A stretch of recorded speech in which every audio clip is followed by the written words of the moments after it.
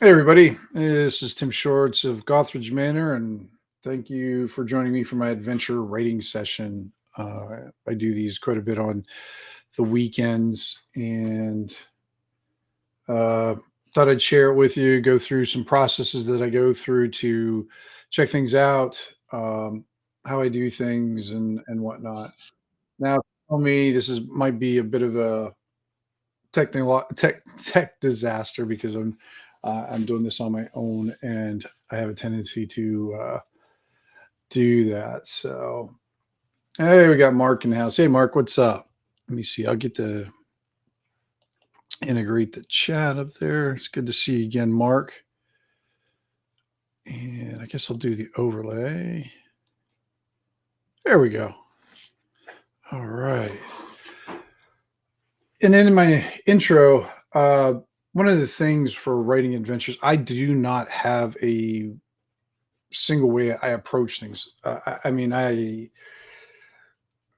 might use one method for a small time or short time, but then I'll go to doing different things, different methods. I have pretty much like this shelf back here is all like random generated thing or inspiration that, and then I have some down below here that I have quite a bit of, and then scattered all about. And then what I made recently is this three ring binder where I went in and I went into different books, and I snatched some of the random tables out of it, or somebody had put like Vance, he plays blog in my campaign. He put out these three generators that are just one sheet uh, generators, and that you can make an adventure from. And so I put them all in this box. Of course, the very first one is the old DMG, dungeon dressing, and then they have that dungeon generator uh, table that's um, in the book. In closer here, so you can generate dungeons and everything. And then some of the more recent ones that I found was the perilous tables,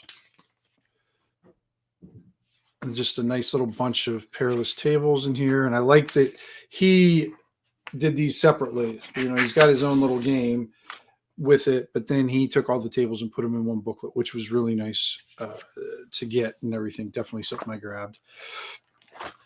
And then random tables for a whole bunch of different things. I have my own tables in here and whatnot. What I'm going to use today, I have no freaking clue. Uh, this is the way I always start my session. But the first thing I always do is set up my.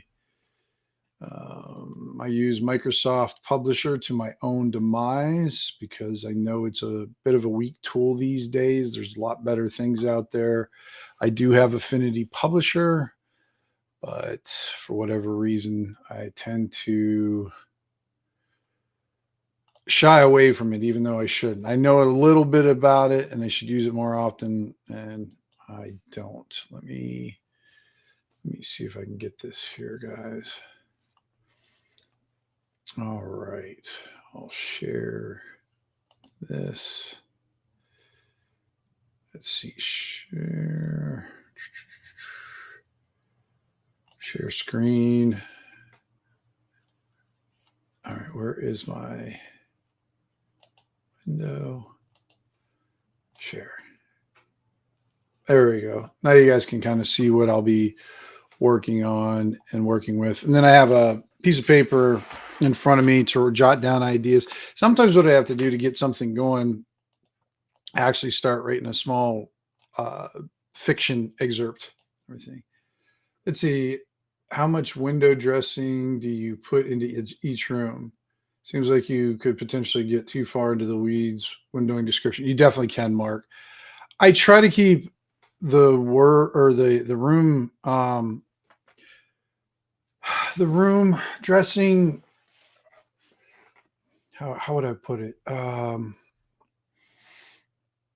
Succinct, but not too sparse. there's some examples, like, because I'll be rating this for Shadow Dark, and Shadow Dark tends to use more of a very sparse, minimalistic kind of room description. And while it is effective, and I do like it in some ways, I like a little bit more to my room descriptions when I'm doing my adventures. It's just a choice. I don't like going into those long ones. Like years ago, Goodman Games put out how to write adventures that don't suck. Unfortunately, some of the articles that were in it taught you how to write adventures that suck. There was one particular article in there that I remember, and it was specifically about room design or room description. And the person who wrote it gave 3 or 4 examples, and the first one was a very minimalistic one. And she said how awful it was. And then the next one was probably a little bit more of my vein. It was minimalistic, but with a little bit more meat on it and everything. And then she went into her description, and I think it was literally, because this was, if I remember correctly, this is a 2-column. It was a 2-column uh, article, and it was an entire column of description within the room. I know back in the day remember when the old TSR modules, and you'd have that like long introduction, it would be in like a 4 font. It was tiny as hell, and it was like be a page. So there's probably 2,000 words on there that the GM could read to you. I don't know if I knew anybody who ever paid attention during all that time. It was just too much of an info dump. So I don't like to do that with the dungeon dressings or the room dressings and descriptions. What I usually do if I'm doing a description of something, I have what I call 3 levels of perception. So the first level is like when you walk into a room, what do you see? Um, yeah. I mean, everybody's got their own thing, using like 3 or 4 bullet points, ad libbed if players show interest. Absolutely. And then, like, what I'll do is, like, when someone's coming into a room and I'm like using a description of the room, I'll describe stuff that they see on the surface. Let's just say a bedroom with a chest and dresser drawers, mirror, and a rug. Okay. So that's all the obvious stuff. You can get into little details what you want, but then if they go into the second level descriptions or perception, that'll be kind of things that they're investigating or looking for. They open up the chest. So they might see somebody's clothing, or maybe some armor that's set aside that's been there for years and it's dusty and whatnot. Or maybe they lift up the rug to see what's underneath it, if there's anything up there. Hey, Flint, good to see you, bud. And Teresa, yeah, nice to have you. Uh, it's the stuff that you actually have to actively participate into an object or perception to gain that extra information. And then I have a third level, and that's usually the secret stuff, the stuff that's hidden. That stuff is even if you do research it, you're still going to have to be a little bit lucky or a little bit knowledgeable to be able to gain it.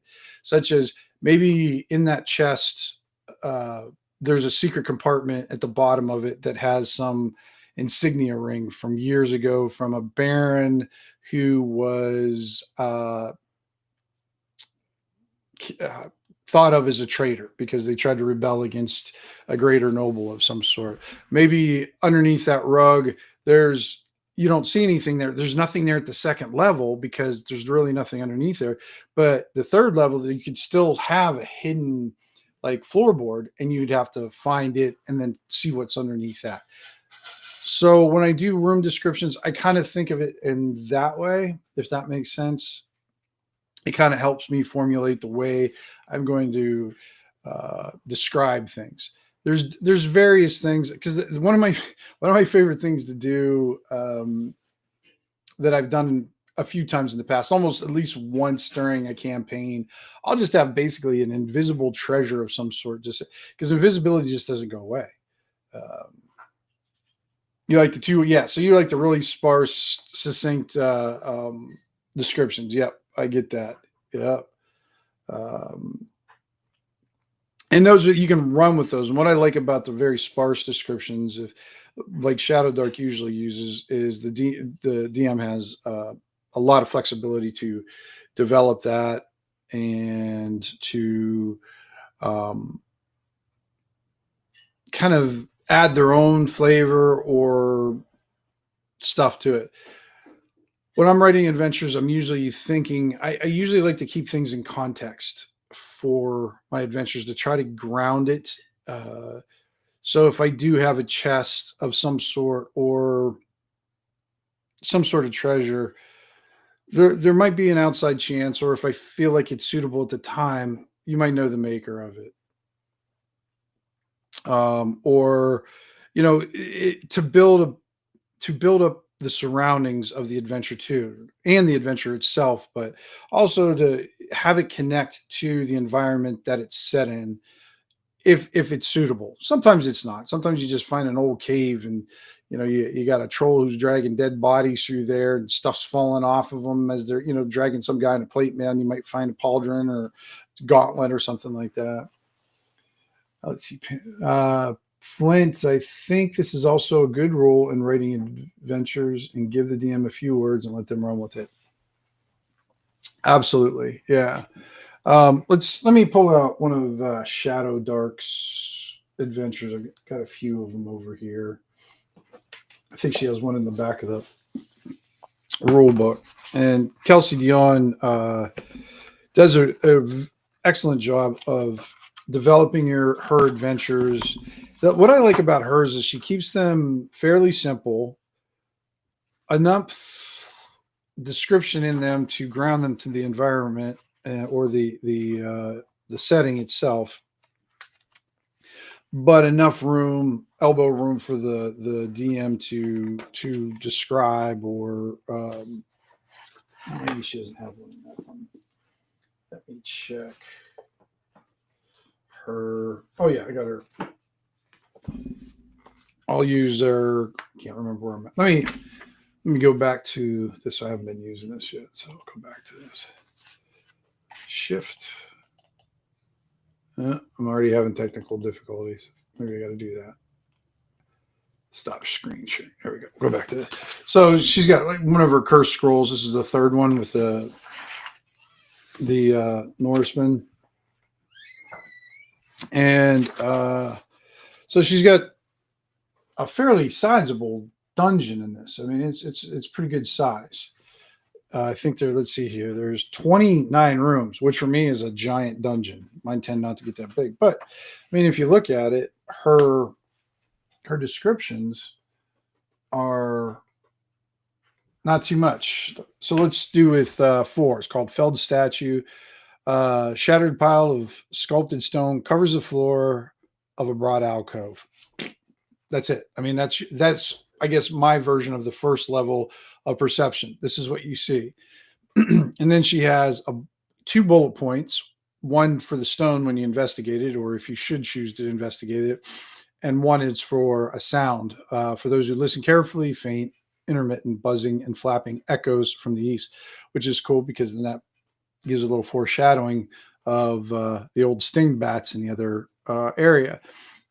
But if you go check out the stone, the cool thing is you find some graffiti scratched on it, and it reads "Greedy miser who left nothing to his sons." But within that stone rubble, for whatever reason, is a silvered short sword. Is buried in the rubble. Its blade is black and tarnished, but sharp. So, and that would be like the third level of perception, which is really cool, and it got cool artwork that goes with it. But yeah, I do like that, but I do like a little bit more of mine, but not too much more than that. I don't. But she does a great job to set the style standard for Shadow Dark, which I think has definitely benefited the system. And I'm looking forward to their other Shadow Dark's Kickstarter that's coming out this month. See what she's got. I think she's got 2 hardbacks books for the setting, and then 3 more zines, which I'm definitely looking forward to. Holy crap, we got a whole bunch here. Room description must decluttered desk, chairs, and no windows. I agree location should not be complicated or given tons of lore. Cave blood. Yeah. I mean, everything else is kind of flavor, kind of. Yeah. It just depends on what, I mean, because we have to, the one thing I think that has to be taken into context too is what kind of adventure it is also. There's different styles of adventure, and some of them require a little bit more of this, less of that. When you're writing like a horror adventure, descriptions are you're going to be more of the visceral descriptions, more of the peripheral kind of descriptions. Where mystery, you're going to have more of the secret, and you want to make sure you've got some good details for the players to investigate and whatnot. Mark said she's a very versatile writer. Some of her 5e modules seem quite different than her Shadow Dark Material. Yeah, Mark, I agree. I mean, I think she was rating her 5e modules, and from what I understand, there were some of the best selling 5e modules that were on the DM's Guild, which is, I mean, I didn't even know about her 5e background until after I had backed her for a while, and then I did some research and found she had quite a lot of writing credit already banked. So it was nice to see. Yeah. Words is a word, pays them by the word, not the quality. Well, yeah, you're not wrong. I don't know. I don't know what Wizards of the Coast chooses to focus on. I mean, they don't seem to.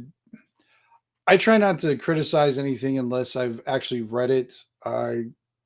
Just because they come out with something, I'm not going to automatically dislike it or like it for that matter.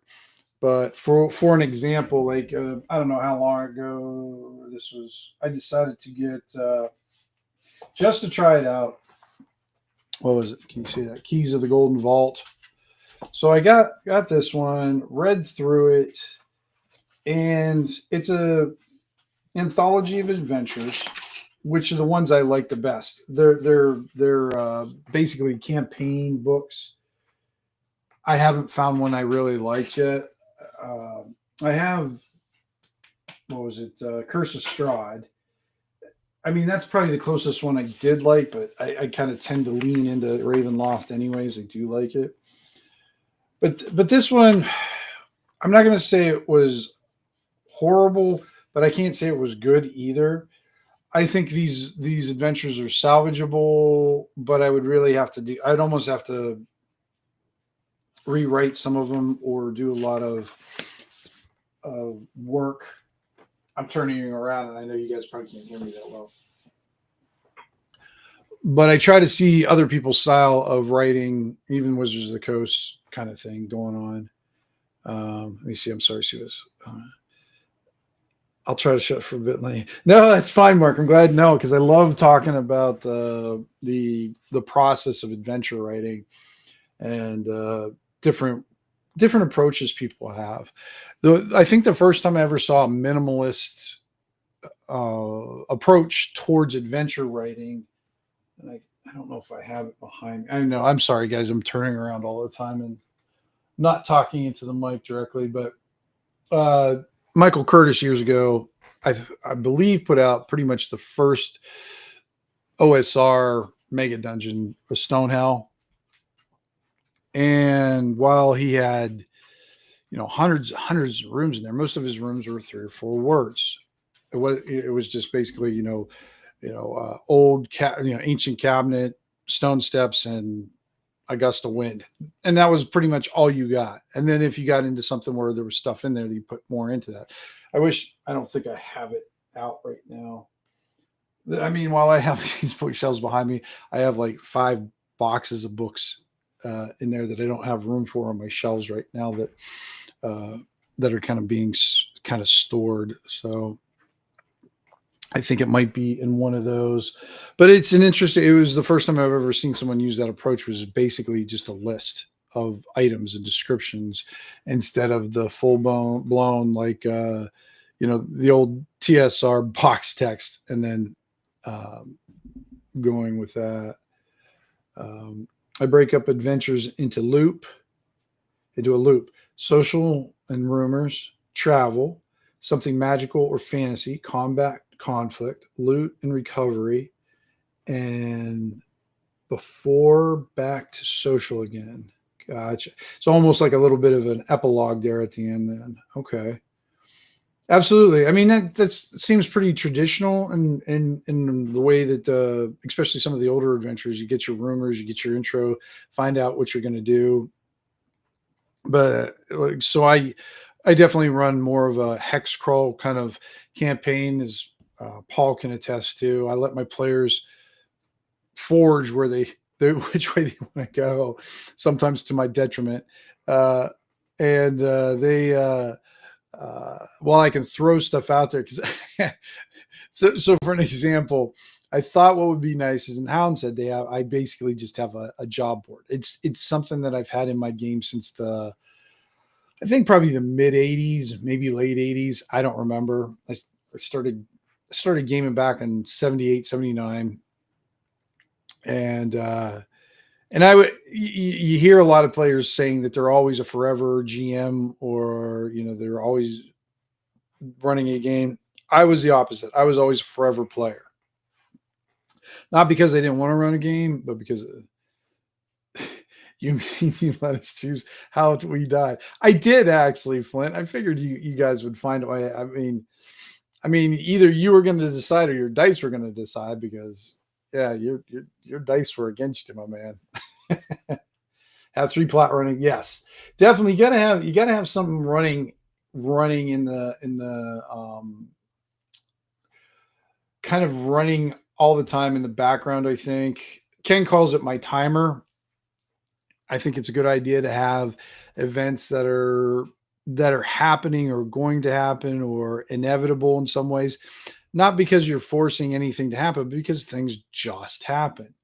And because I knew when my party got back into Hounds Head during this religious ceremony, or get back to Scorn, the city, the bigger city there. When they get back to Scorn, that this event was going to happen with the fog and whatnot. Now, how much they participated in it, I wasn't sure. I was just going to leave it out there, but it was a big event, and they kind of dipped in, and then they dipped out, and dipped in and dipped out, and then in the end, they were submerged and faced it full force. So, all right, now let me share my screen again. Let me get back up at here, guys. I don't know, like, how many of you guys out there like do their own. I usually draw my own maps when I'm writing adventures. Once in a while, on rare occasions, I'll use somebody else's, like Matt Jackson's or Dyson's, or I'll go to that. I forgot what that site's called, like Scrawl or something like that. I haven't used one of those yet, but I kind of like it. It's simple, and it's kind of got that old feel, and you can I think you can actually, if I remember correctly, it's connected to D20 too, so you can transport those maps to D20, which is a sweet little bonus on that. I haven't done it yet, but I got to learn how to do it.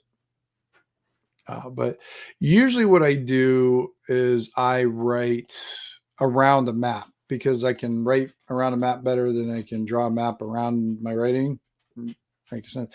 But for some reason, I decided to make it difficult, and I'm going to actually write around, or write first and then draw the map, or try to get some semblance of a map together. And today I was going to use, let me see if I can find it here. Paul knows these out there. They're Vance's tables. I just have to find them right now. You would think I would have them prepared ahead of time, but no. This is how I write adventures. I don't really have anything prepared. The only thing I have prepared in front of me, basically, I have some dice in a dice tray. I have a notebook with a pencil, and then I have, today it's a bonus. I went to Starbucks earlier today, so I got a cold cup of coffee in front of me. Caramel macchiato, which is not too bad. It's even really good cold too. Let me see if I can find that right real quick. And I'm going to use one of those. Paul used it, or the Fireflint used them a few when he was doing his 30-day dungeon, and that was pretty cool. I really liked it. And Vance makes good stuff. I always like Vance's stuff. Let me see here. I have to make the icons bigger because I can't friggin' see them without it. All right. Oh, I have this. Oh, there's Vance's stuff, I think. Yep. D666. So what we'll do, guys, let me share this screen. I almost need like 10 screens when I'm doing this. Okay, grief. Let me replace screen sharing, and then I'll go to, I think it's this. Yeah, this one. Share. So this is the sheet. He's got 3 of them. I think that this is the second one. He basically does 3 columns. You roll on each, and you come up with an adventure. Let me see what's going on here. 3 plot. Yeah, absolutely. I'll allow the players to draw a map, but also most dungeons I keep them to 5 rooms. So I like keeping my adventures dungeons very kind of smallish. Also, I for good or bad, they almost tend not to even complete the 5-room dungeons that I have. Only 10 screens. I hear. Just rookie numbers. Yeah. I have one sideways. Does that count? I don't know. I got ones that tilt. But yeah, the 5-room dungeons, I've been making those. I have a Patreon where I do very small dungeons or adventures, whether they're 1 room or I used to do a lot of situations where, you would just basically the party would just come upon the situation or adventure to the situation and try to deal with whatever it is. And I like doing that kind of thing. So they were more situational based adventures instead of item based or location based. And those tables were a lifesaver. I could tell you leaned on them pretty hard there, Flint. But they're good. They're fun ones. That's why I'm going to use it. They're simple and good to use. So I'm going to use. Oh, hey, there's Vance. Hey, we're just about to use your table, my man. So yeah, so Vance, Mr. Vance A down there, made 3 of these tables on his blog there, and you can see it. He spelled Lester or Lichester. I don't know. Nobody can spell it, Vance. Ramble, blogspot.com. Vance has done a lot of stuff on there, but I'll try to make it a little bit bigger so you guys can see. So you can see his website there at the top. So he just offers them for free. You can go there. He has 3 of them. I think if you just search D66 tables, that you'll be able to find all 3 of them. And they're good to have. And like I said, they're simple, easy to use. And I like this kind of table. I made the mistake. I'm going off on a tangent here, guys. I apologize, but when I was making my 1 zine, Hunters and Death, I wanted a good, meaty, random table. So I did a 4D6 because I didn't like the 2D6. I didn't think there was enough stuff there. I wanted to get more choices and more options to kind of the characters to do this because the random table in that zine was sort of like the center piece of it. It was definitely, you had your locations and adventures and everything, but a lot of the adventure happens on the way to them. So I wanted to make a thing. Well, the problem is with having a 4D6 table is you never rolled. Rolling a 4 is like near impossible, or rolling a 24 is near impossible. So you're basically rolling in the middle. And if I was smart enough, like Vance, I would have just did a D66 table, and that gives me that gave me more than enough options to populate it, and giving each selection a chance to come up. They all have an even chance, but I wasn't smart enough to do that. But now I am. So spell it. I can't even pronounce it. Yeah, I know. I should make different tables for every different biodome one day. I think about that too, Teresa, and then I think about how much work it is, and then I take a nap and forget when I wake up. So, all right. So let's roll on this theme part. 2 6s. Got my frosted D6s here. I got a 2 and a 3. So it's a race or competition. And I have to write this stuff down because I do have the memory of a gnat. A gnat, not a net. So let me see. Then we'll go for the goal or objective. And I got a 5 and a 1. What is that? Ooh, a race to assassinate someone. Okay. All right. That might make it interesting. Maybe make my first class based for assassin type adventure, huh? That might be fun. And then the occupants or the big bad is a 3 and a 6. A Gru. Like the guy from Minions Gru? I can't even remember what a Gru is. Now I got to look it up. And then I'll probably see and go, oh, yeah.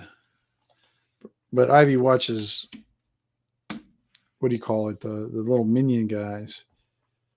To be frightened or shudder. I see a lot of cranes, Vance. Monster. Let's see. There we go. Gru Zork Wiki. Oh, it's from Zork. Holy crap. That's an old one. Holy That's funny. I don't know if I've ever encountered a Gru. It is pitch black and you're likely to be eaten by a Gru. I like it already. I'm gonna write that down. Pitch black. And likely to be eaten by it. I mean, okay. Let's see. I say, yep, I'm a lazy DM. True. That's not a lazy DM. That's why you buy products that maybe have those already done, or you borrow from them. Because good grief, I mean, like I have a text group, and it seems like most of them are pro AI for creating stuff like that, and then there's a couple that are not too fond of it. I think for something like that, I would actually. I'm not a big AI person, but if I needed some random counters for a biodome, I'd go to one of the AI people and say, make me a D66 table using Dungeons and Dragons monsters, or however you do it, and in my Icelandic biodome, or tundra type biodome, and see what it would come up with, and then use that for inspiration, so I wouldn't have to think so hard, because thinking hard is definitely not my strong point. A Gru is a sinister lurking presence in dark places of the earth with insatiable appetite. Their favorite diet ranges from adventurers to enchanters. Its appetite is only tempered by its fear of light. Oh, that's a good thing to know. Fear of light. I like this, Vance. It's a cool little critter. I wonder if it's statted out anywhere.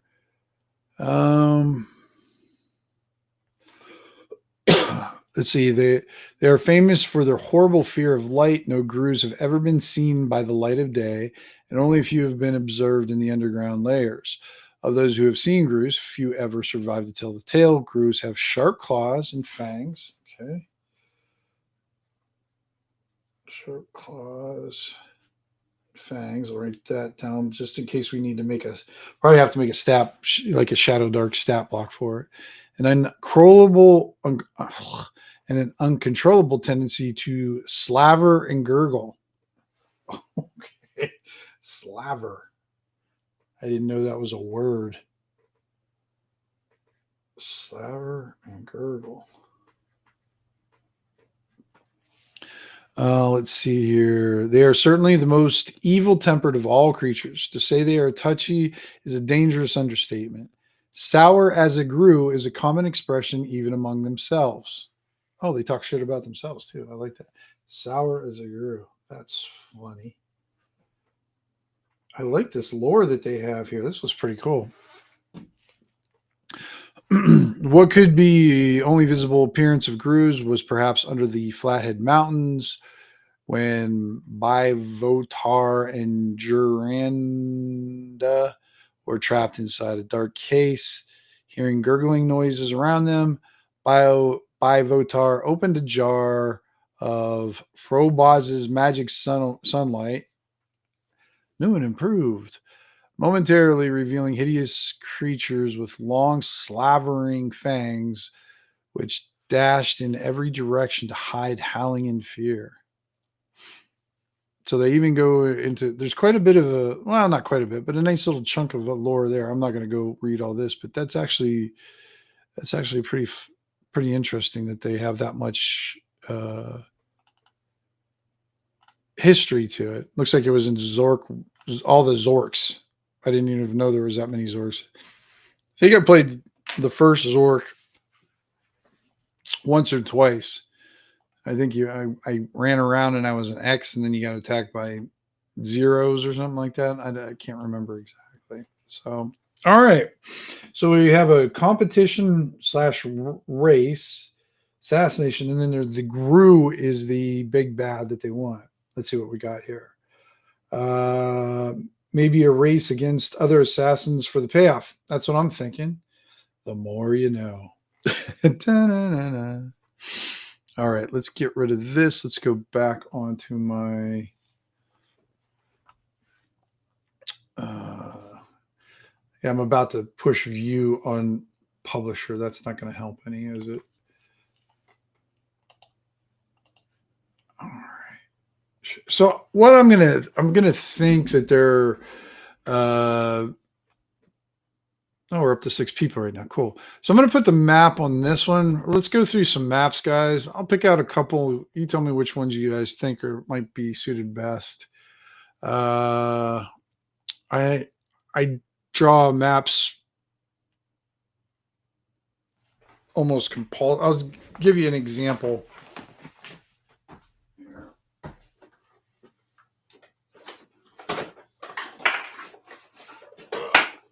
You're struggling in the background. So for a while, I was drawing stuff on no cards or whatever, and just to kind of give you an example, these are all maps that I've drawn through the ages and that, and then I have probably close to that many and just like regular paper maps and whatnot. Let me grab a few of the ones I've drawn. I know Vance out there, he grabs my maps and then writes better adventures on them than I do, bastard. Let's see here. Let's see. Maps. There they are. Just find probably, I want to find like a simple underground sort of cavern map. Looks like I've been drawing dungeon maps lately. I want to keep it kind of small. I got one here, and just like my adventure stuff. Oh, this one might be okay. So I'll add that one. Oh, I got to share my screen again. Sorry, guys. Share. So I'll put that one there. We'll get a couple, like I said. See if we can kind of find one that you might find ones you might like, or you might think be better suited to what we're going to try to do.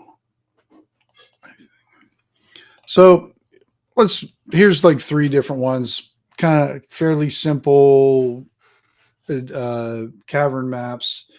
I've got one here to the, I guess it's to the left on you guys, and then I have two to the right, top and bottom.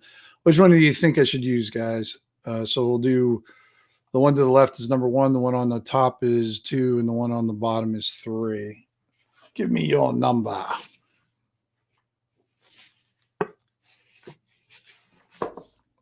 And then we'll figure out some.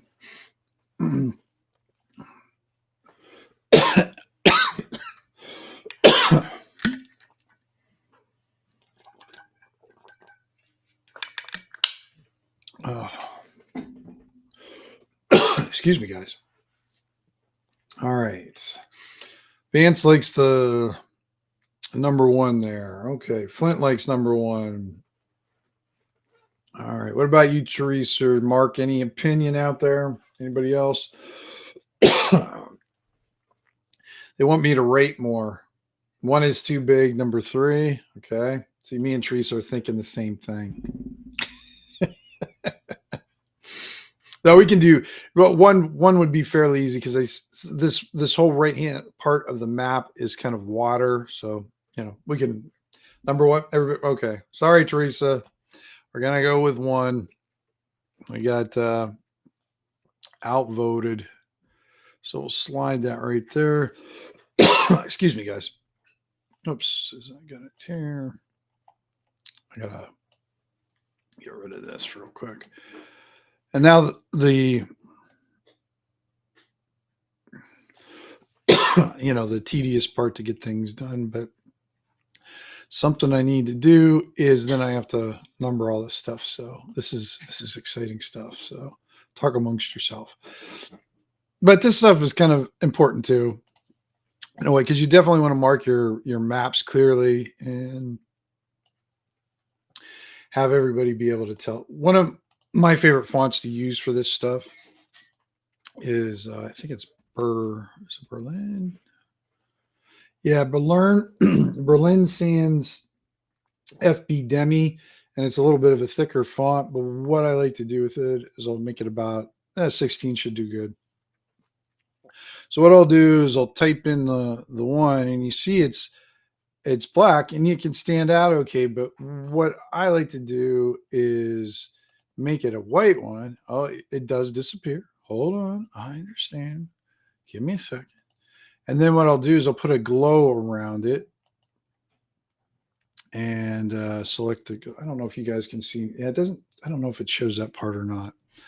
And then I take the transparency away. So now what I'm left with is a white number that's outlined pretty thick by the glow, and I think it stands out more. It's more readable, and it also goes with the style of the map that I have too. The other thing I sometimes forget though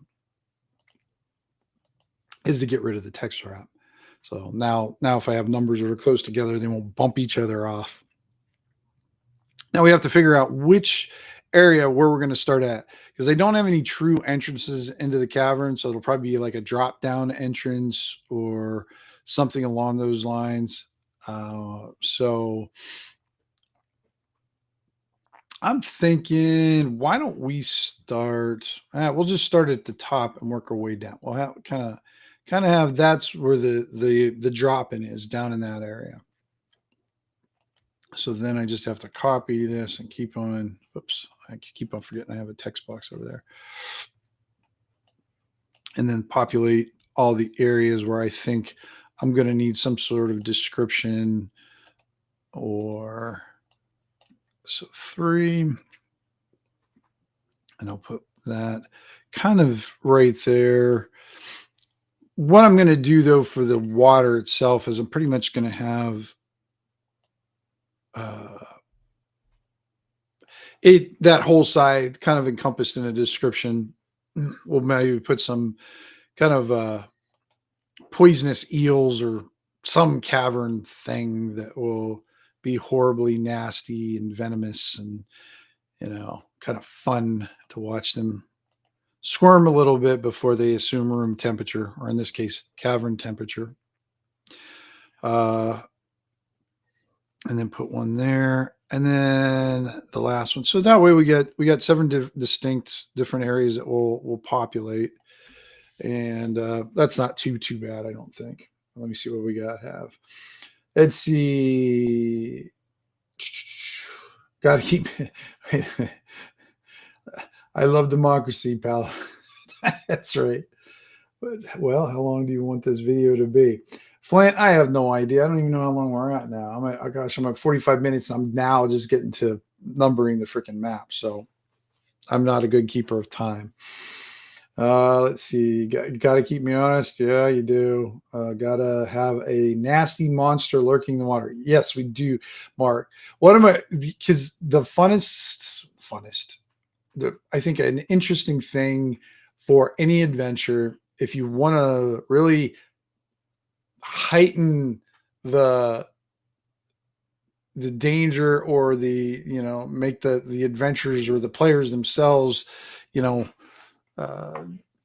just shrink their sphincter a little bit, add water, and all of a sudden that the adventure or the room becomes that more frightening, or that more dangerous to them. And it's something I learned a long time ago, and it's it works. Should have a cave guardian. Okay. Shh. Would a Gru have minions? And it's approximately so Vance has given me the temperature of someone who would assume cavern temperature. Yeah, I will lean to Vance's expertise on that. And the other thing I got to do real quick is and group it together, because I have a tendency of bumping my map around and then I lose all the numbers everywhere. All right, let's go back up here. Let's see. And then one of the things, this is just style purpose. One of the things I do when I'm writing an adventure, I format it before I even start writing it, so I know how much space, how much room I have for each one. Because usually I'm writing for my Patreon, which is only going to be a fold over zine. So basically I'll have a cover, have a page open, a map is one of the pages, give or take. Sometimes it's a half a page, and then another page of description or whatever, and then whatever art that I bring to it. So I'm going to put this insert page. We're going to add 2 more. We're just going to make it a 4-page zine, guys. And I'll add this here since I can use that. And we'll write it out. We'll see how it goes. Are you sure it's what that's a good question, Teresa. I don't know if that's water. I don't know. Could be. Could not be. Could be like a little pond of green slime, or like the birthing of green slime, but then that takes away from Gru. So I want to kind of keep it Gru focused, although I do like the idea of a pond of green slime. Do like that. All right, let me give you some water here.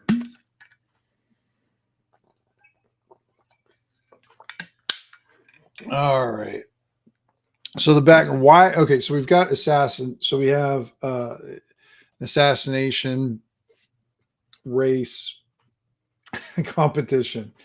Okay, one of the now this is what I do all the time. So to come up with something, one of my the Patreon, or why are they going on this? Why the fuck are they going to go in there to assassinate a Gru? Who knows?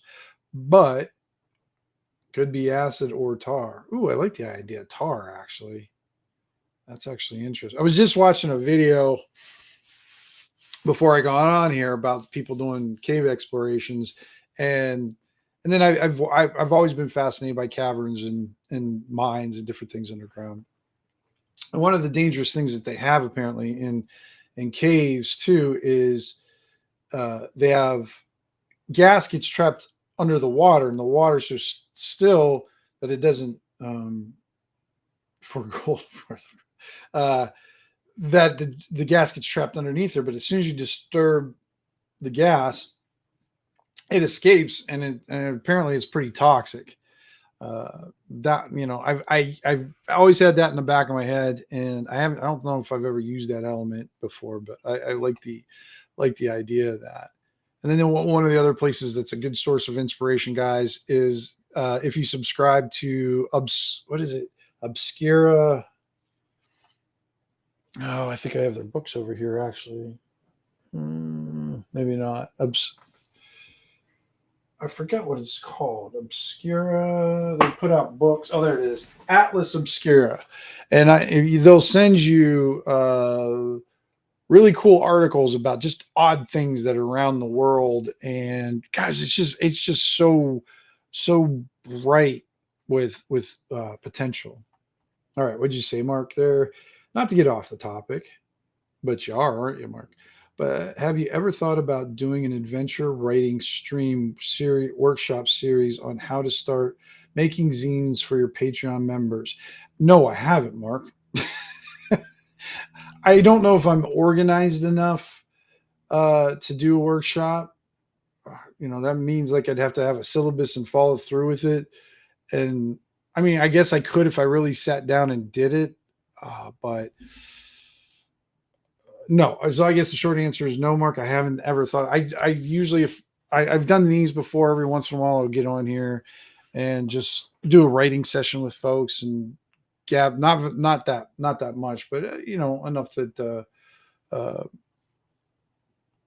I felt like doing it today, and I thought I would do that. I've been, because I'm hanging out with Flint Fire Forge quite a bit, Mr. Paul up there, and I've been hanging around with Joe, the lawyer, and they have some nice, substantial YouTube channels. So I'm trying to build up mine. I'm not trying to be a high one or anything like that, but I'd like to have it be another source of my creative outlet. And then also a record of stuff, because like I said, my memory is shit. And sometimes when we played our games and I couldn't remember what happened, I try to find that in our stream so I could remember what the hell I said or did. It was very helpful having a record of it. Sometimes it's not handy to have a record. Sometimes you need that redacted ability. They need a redact button on YouTube so you can just hit it and it just screen goes black for a second. So, all right. So the other thing I'm going to bring up. So I'm going to do it I'm just going to grab the book actually. It's one of my favorite books of all time, but I'm going to grab the original book, not the latest one. So this is one of my favorite books. This is the very, let me stop sharing. I think I'm doing this more than anything. So this is one of my favorite things. This is the very first version of the Tome of Adventure Design, the Toad. Back then it was just Smith Meier's Adventure Design Desk Book, Volume 1, Principles and Starting Points. This has in it what I want. I have pretty much every version of Tome of Adventure Design behind me, but for this one, what I absolutely love in this one is this. It is and if you don't have it, shame on you. Shame on you. You should definitely have this. Every gamer should have this. But it has a D1000 patrons and targets table. And it's so vast that if you want an idea or something. So what I thought I'd do is roll a D1000. I do not have a D1000, but we'll make one up. Use D20, D100 thing and that. Let's see here. What do we got here? I'm making a dungeon, but secretly chat builds it for me. Good trees. Yeah, absolutely. Oh, yes. An underground bubbling tar pit. Skeletal monster bones bubbling out of the tar. Yeah. Gives off noxious gas, makes it save versus or suffers a penalty of some kind. Tome of World Building just came out and I grabbed it. Yeah, Tome of World Building. I have that in PDF. And and then he has Nomicon that's also going to come out with it.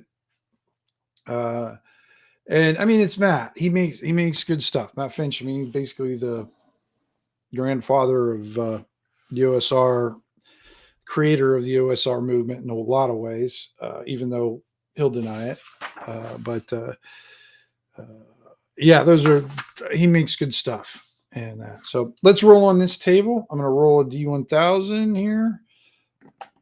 All right. So we've got 116. Let's see what that is. So the guy who's going to be. Oh, that's interesting. All right. So I got blackmailer of evil. It was a crime of evil target. I don't know what that means, but of evil. But so blackmailer. But let's see what it is, because I want to get a actual kind of some sort of thing that's an act of something. But let's see what maybe we can find a profession that they're doing. 153. All right, we got buyer. So we're going to say merchant. Okay. Merchant. And then we're going to say who blackmails people.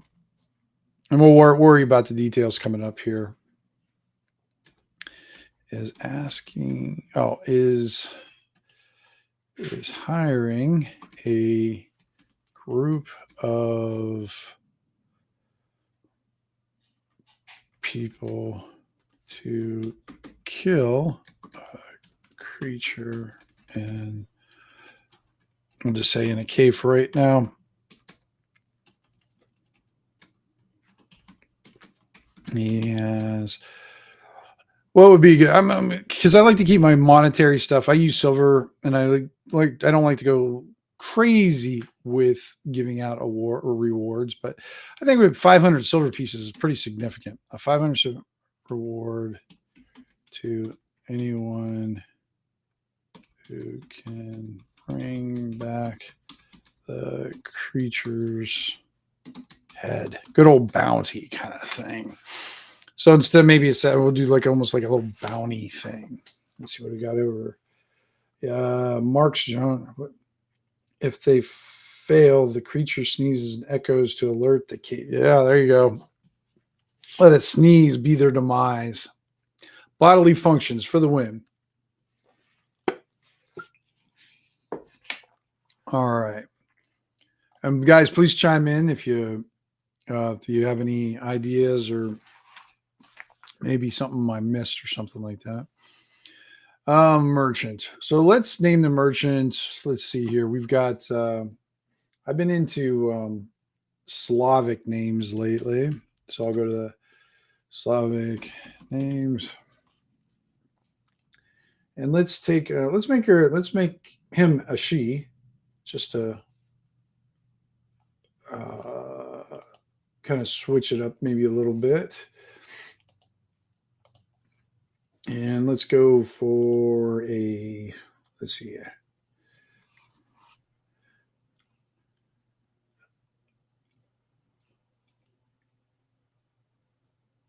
Let's see. I'm just looking at the list here, see if anything's jumping out at me.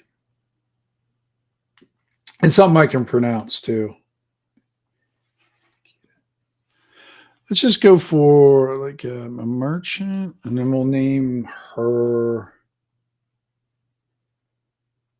Let's go with Nikita. Nikita, merchant. And what kind of merchant are we going to make her? So I'm going to have it to tie it in with the adventure. So why is she wanting to do this for her home things? Let's see what we got down here. Let's see. Balance. Joe said it was a bug or something that his character survived the last campaign. It wasn't a bug. It was his cowardice that the reason why he survived. So yeah. As Joe aptly reminded everybody, the survivors are who are the ones who actually get to write the history. So he's writing his own history. It's fictional, but it's definitely history. All right. We can make her let's do the exotic potions. So it means you're not going to go to this Nikita for a healing potion. You're not going to go for like a fire resistance potion. So they're going to be unusual potions that she offers up.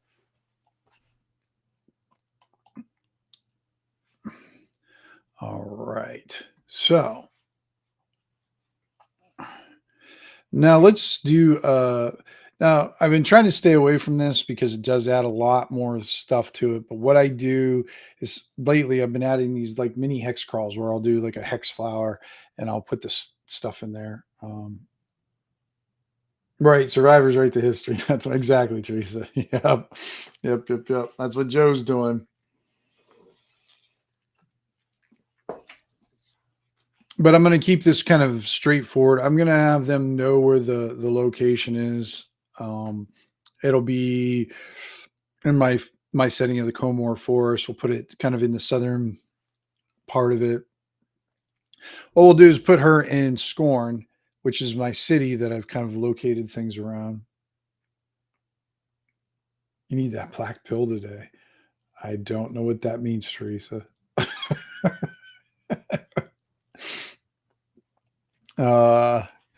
And so it's in Scorn. The cavern is located. I should put Nikita is a merchant in Scorn.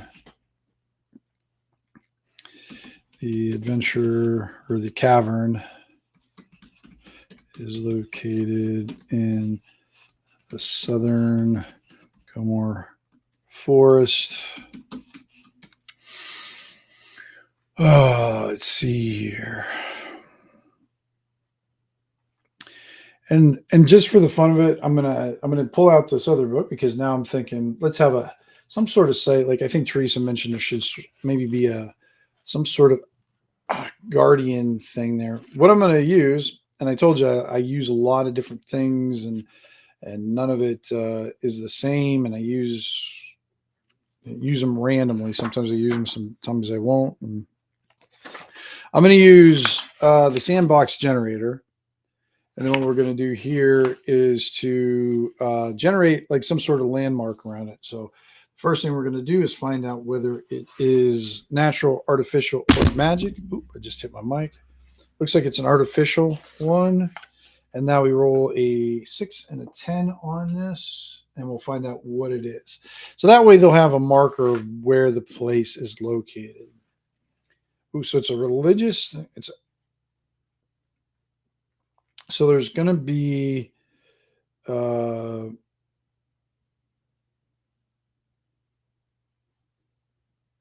vault there, huh? Or no? What did I roll? Oh, a tomb there. I don't know if maybe I'll do the cavern entrance because I got to keep this succinct. Cavern entrance is next to the destroyed tomb of. Let's give some royalty. Sir Kellington. Almost sounds like a cereal. The story in the tomb of Sir Kellington. Yeah. All right.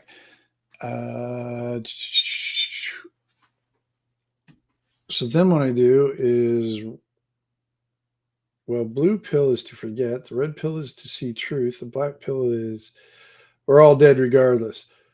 Gotcha. Yeah. It's funny in my campaign, I gave everybody a black pill for themselves just in case it got too bad. It was the first time I gave everybody like their own version of a little cyanide pill if they felt that they were gonna get dragged down. All right. All right. So the trip or let's see. Let me switch this again. I'm not sharing my screen again. Not that you guys need to see me writing, but I guess it's a little something then. All right, I'll do the view. I'll try to make it width. All right, now you guys can kind of see. And I'm just writing down general notes. Usually I'll be a little bit more descriptive, but right now I'm just trying to get the general idea. I'm already I'm an hour into this. So and I don't want to bore you. Cyanide and happiness. Is another YouTube channel. Yeah, there you go. Apples. The apples are the ones that have cyanide in them, in the seeds, aren't they? So I always get them mixed up. All right. The trip to the cavern. Oops. Boy, I cannot spell today. To the cavern. Takes, let's say, a day and a half. I don't know why, but a day and a half, we'll just say.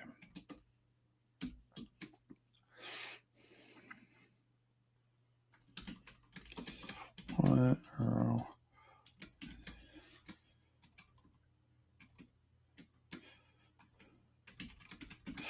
Hey.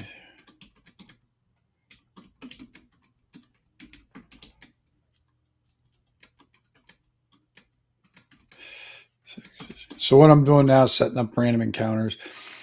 And here's why I like random encounters in my adventures.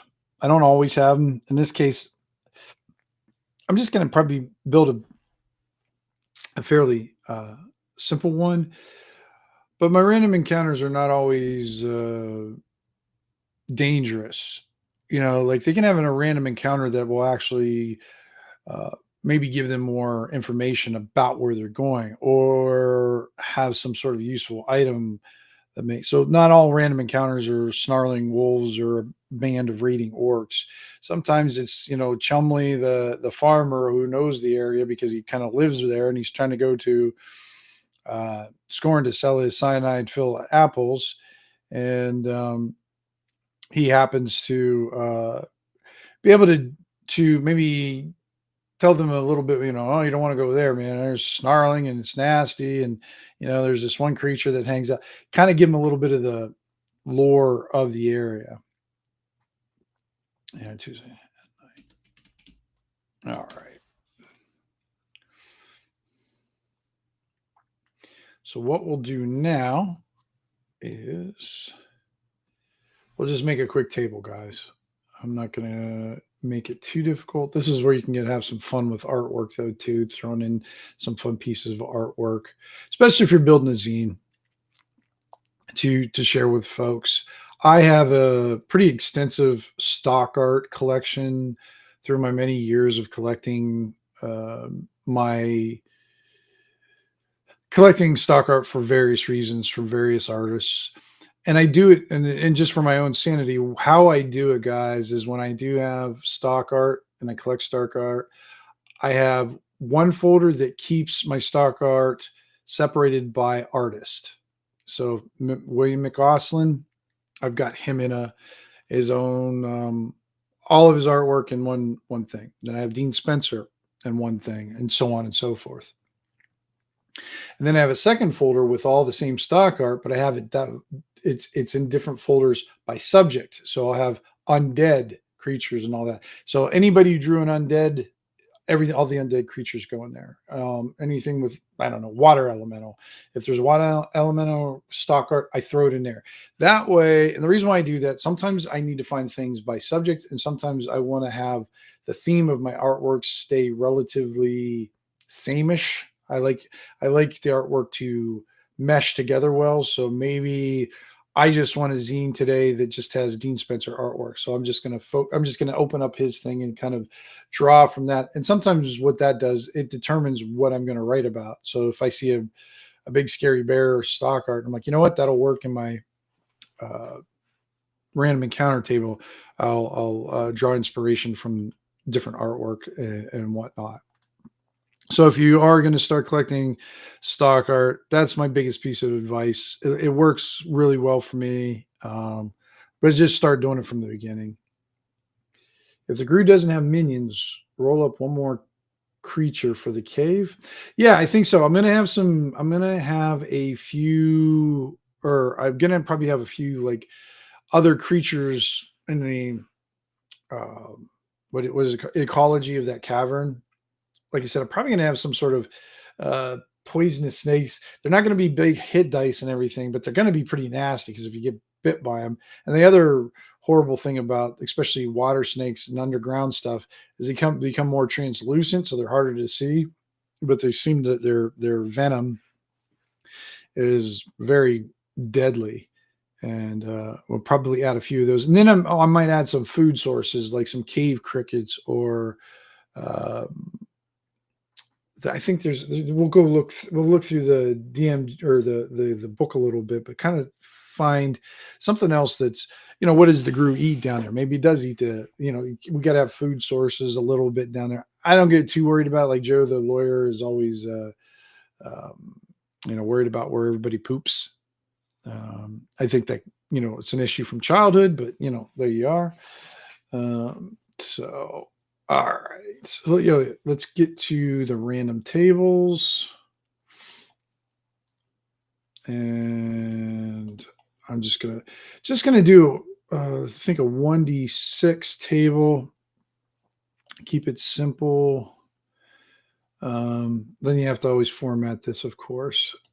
So I try to keep it in the same format, same font as I do the text and everything. So it kind of, blends in together. It looks better that way too, I think.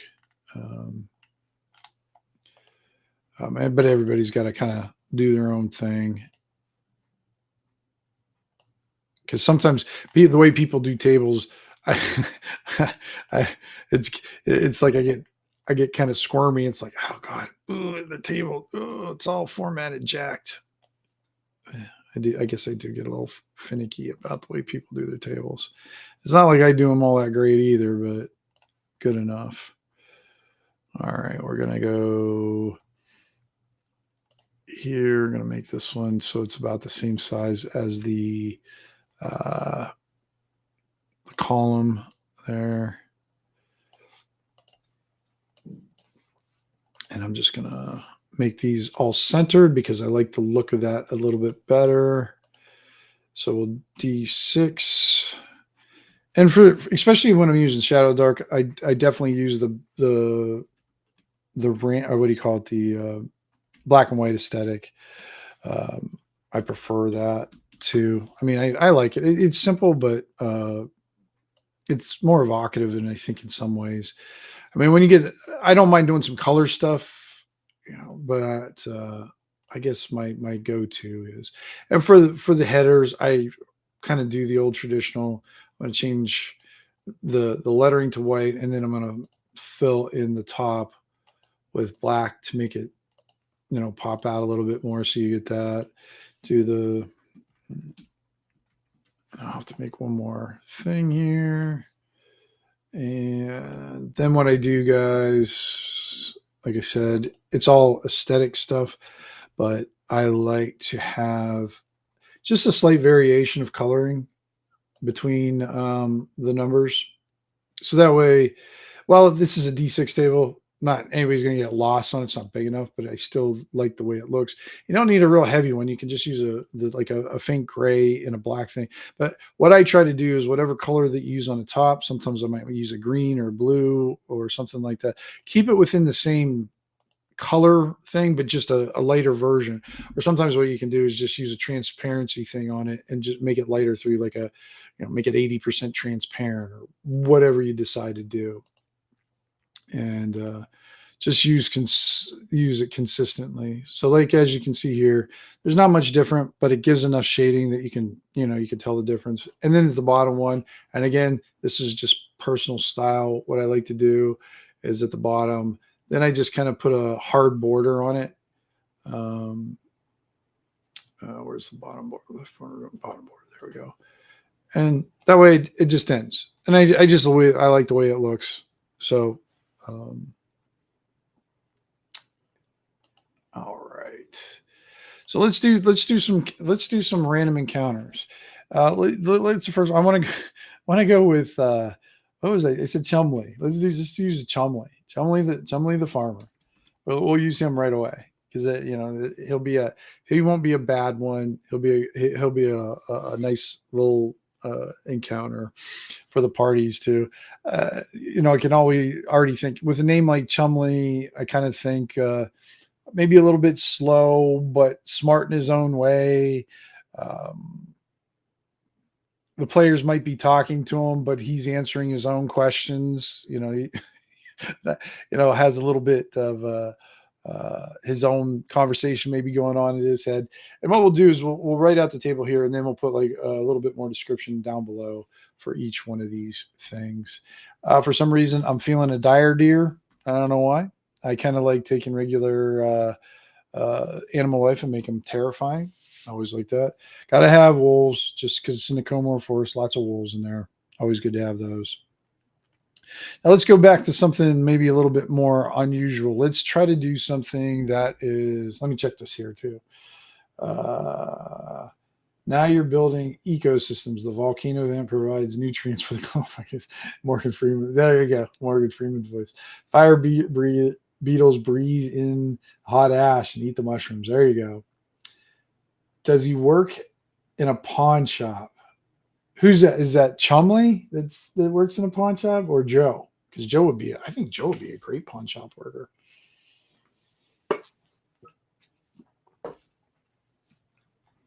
That's funny. And one of the things I like to do too with my adventures is maybe sort of add some sort of ecological element or something that they can use, harvest or enhance stuff. And I'm going to put in, I forgot, I used to have this one plant. I can't think of what it's called now. But for right now, I'm just going to call it the red berry bush that they maybe come across or see or find or whatever. And what these red berry bushes do is they can enhance healing potions and whatnot. If they are kind of created with a healing potion, they add like +1 to it. It's very simple, very minor addition, but it's a cool little add-on. Plus, for low-level characters, if they find a red berry bush and collect a bunch of these things, they can go back and get paid. Maybe they can go to an alchemist and get a little bit of money for bringing them to them for some components, or trade them for a possible healing potions on top of that. All right, let's go back to now, one of the things I have in my campaign, Teresa would cut down on shopping trips. Oh, shopping trips, yeah. If I should have Gum, the goblin have a shop, cave chest for Joe. Gosh, Teresa, remember Gum? That's funny. Yeah. Oh gosh, don't start with Joe's shopping trips. Oh my gosh. I'm having flashbacks. It's so funny with Joe. He went in so much detail with that stuff. It's like, oh gosh. The one time I almost created this shop with everything listed in there and everything, and I was just going to use an entire session for Joe so he could get it out of his system, but I think it would just encourage him. So one of the things that I have that goes on my campaign, especially with goblins, goblins have their own racial things going on, and I love that Shadow Dark integrates them into the other PC races. Is I do that too. I've always used them, and in my campaign, goblins are more of a parasitic race. They don't really have much of a true culture for themselves. They tend to latch on to whoever they live by. So if they live by a bunch of orcs, they kind of take on an orcan culture and worship the same gods or do the same customs and whatnot. Or if they're by humans, same thing. But they're goblins, so nothing comes out quite the way they're supposed to. It's like yeah, they're worshiping supposedly the same god, but might mispronounce the god's name, and there might be slight variations that are not exactly what's supposed to be in the ceremony. So they add a great humorous foil to it. However, there's one thing that scares all goblins in my campaign, and it's what they call the red rage. The red rage is a disease actually that infects goblins, and it's very infectious. So if there's a goblin in a community that that gets the red rage, uh, if they don't deal with it right away, it spreads quick. So what I'm going to put in there, I'm going to put red rage goblin in there, and that's when they basically just go kind of completely psychotic and just start slaughtering everything. They have, like they look red. So I got a red theme going on here. I'm just noticing that red berry bush and the red rage goblin. All right, then the last one. Let's see, what should we make this? Okay, dire deer becomes spooked and can charge the party on a roll of 1. On a d4, a wyvern or small dragon swoops in and snatches the deer, makes the party sweat a little. Yeah, I make a mark.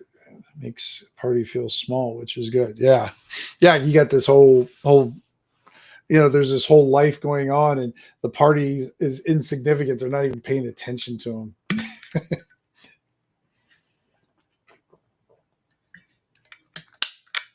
And then let's add something. Let's add Mark's wyvern. I like that. As you can tell, I'm not much on balance in that. Bacteria, virus, fungus, or parasite. Teresa, all I'll say is yes. It's probably one of those. I'm not sure though. All right, let's rate these up a little bit. Let's do whole page. Oh, I guess I got lots of room on that side. So let's slide this down here.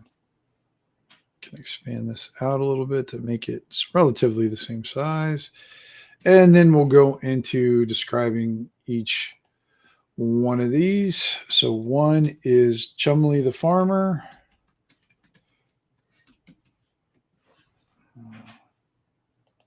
Get rid of that extra space. Formatting's important. Make it look nice and keep it consistent.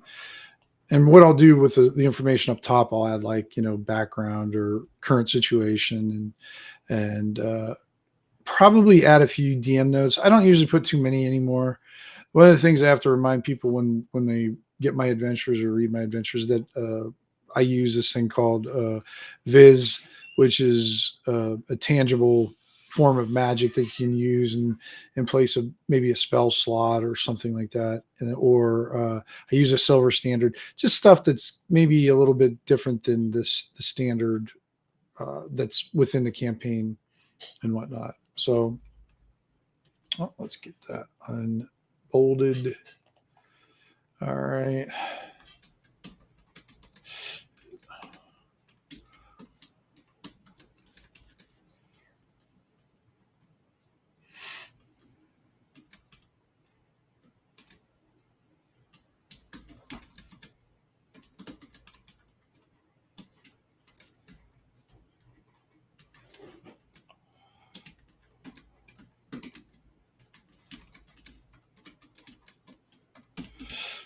So we got Jumley is from a homestead. He's pulling a small hand cart full of apples he's looking to sell in scorn. He'll ask lots of questions.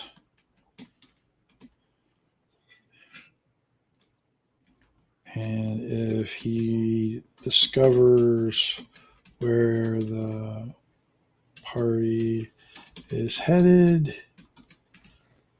he'll provide the following information. And here's where we can kind of maybe get in a little bit of the flavor of Chumley there. Then I don't know how redneck we can make him or something like that, but we can, we can do. Let's see. You're heading to Kelly's grave.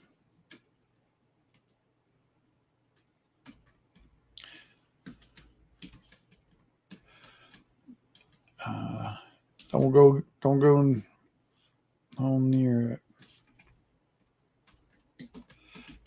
How long is it?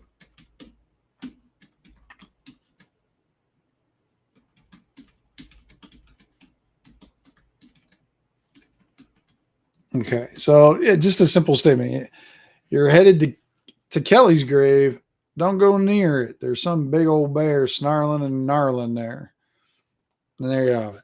They'll give you a thing. So they know that there's going to be probably like, I think what Teresa was talking about. We'll set up some sort of guardian there that it's not going to be the Gru, but we'll do that. And I'll put this kind of in parentheses so it sets off a little bit when somebody is doing that. And that gives enough, I think, flavor for the GM to run with and have a fun encounter with Chumley. And two, and that is the dire deer. All right. Let me see. I'm gonna formatting. Usually I copy and paste that, but all right. What do we got going? Red Rage gives you +2 to attack damage, but will kill you sooner than later. So getting it treated becomes complicated.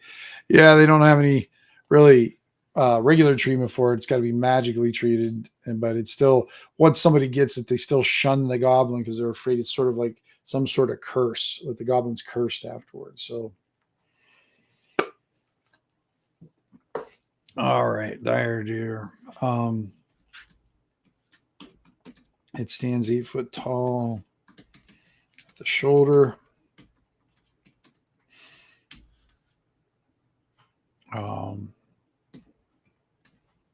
Let's see, the left side of its rack is broken in a jagged edge or jagged point.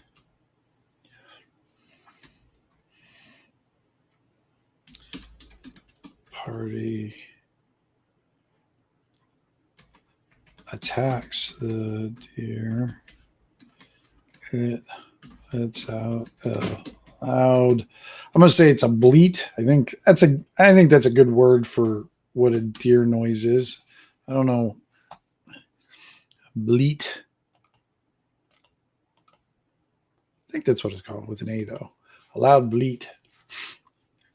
Let's just look it up for real quick. This is how I get sidetracked, guys. I start looking up shit. So bleat. When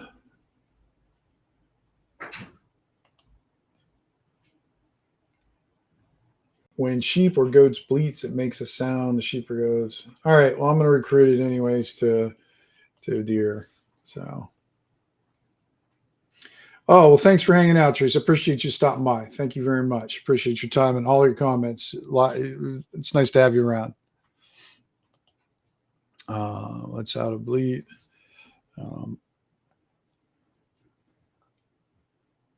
On a 1 in 4 chance, it alerts the wyvern and it swoops down and grabs the deer.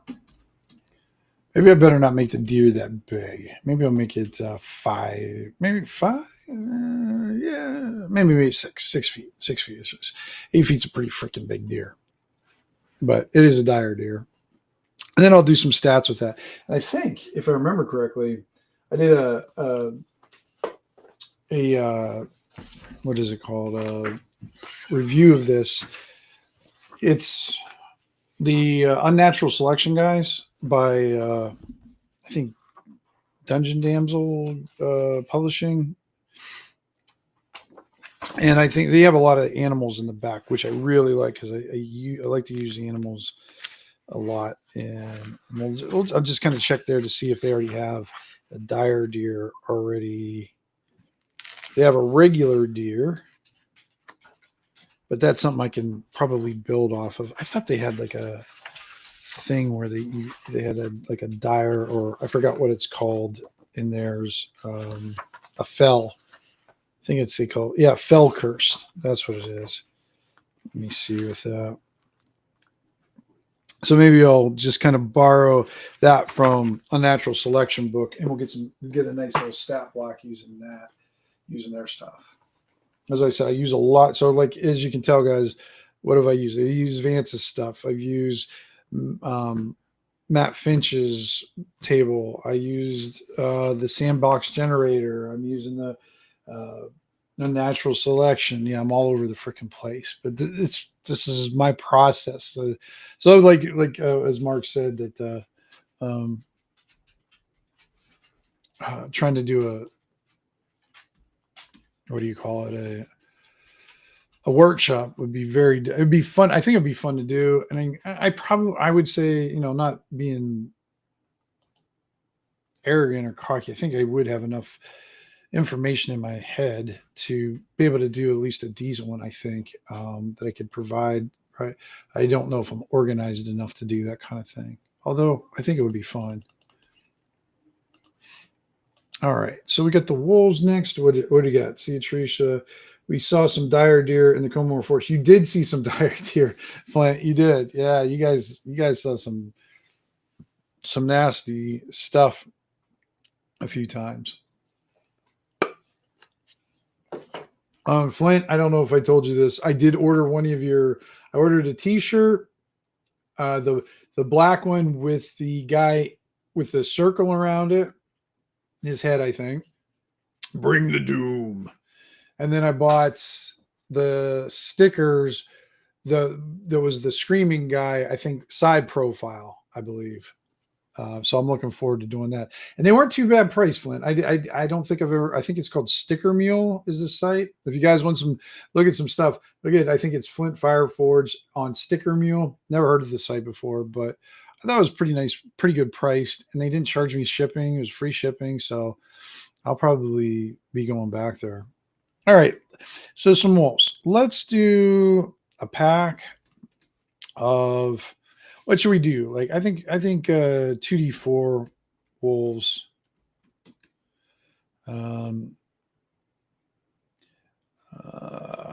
Skirt through the woods, through the forest. And then roll. Because, let me see here. So let's go back to the Shadow Dark. Forgot I've been using that one too. Because they have their own little encounter thing there. Like when you have random encounters, what they're doing at the time. So let's borrow from that a little bit. Let's see here, guys. Encounters. Where are we at? Random encounters. What page are you on? Rest in combat. Carousing. Example. Roll. Random encounters, 112. All right.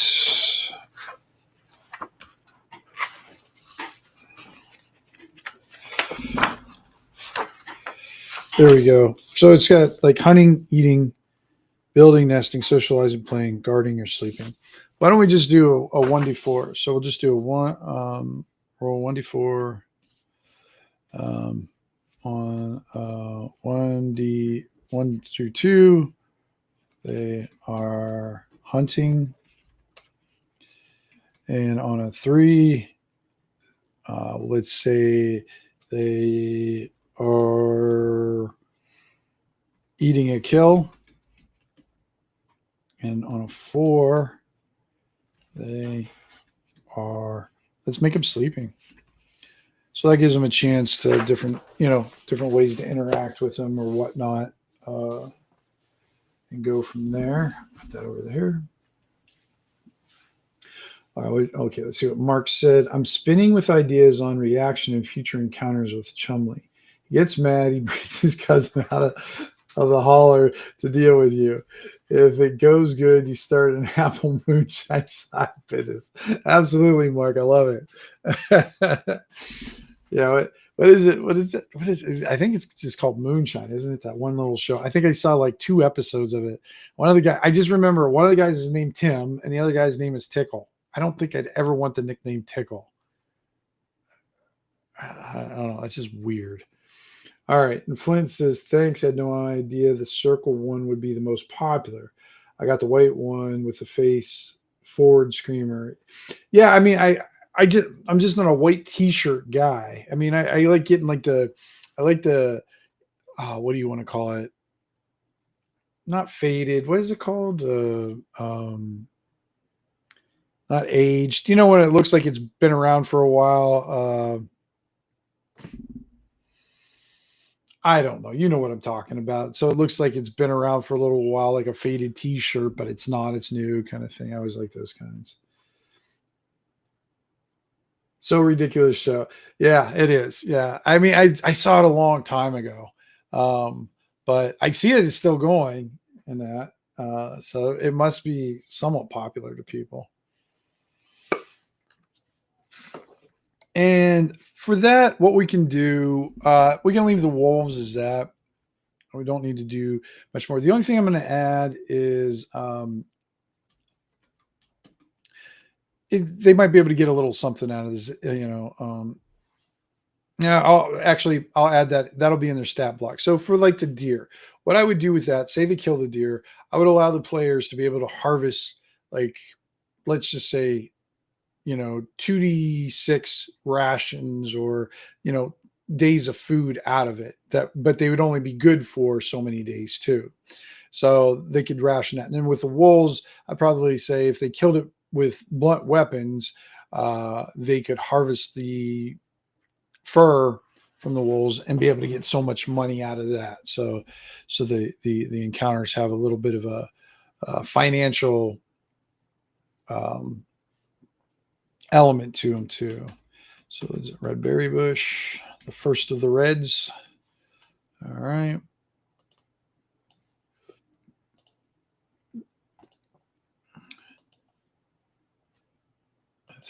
So the red berry bush.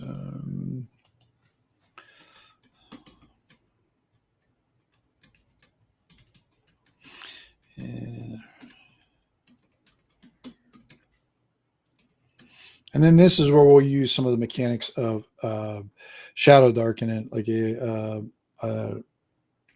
TN. Let's make it fairly easy since these are common. TN9 intelligence roll. Allow the player or PC, allow the PC to identify the bush. And then we'll add something because I can't remember the name of the bush and everything like that. The bush contains, and let's be kind of generous with it. Let's do 3d6.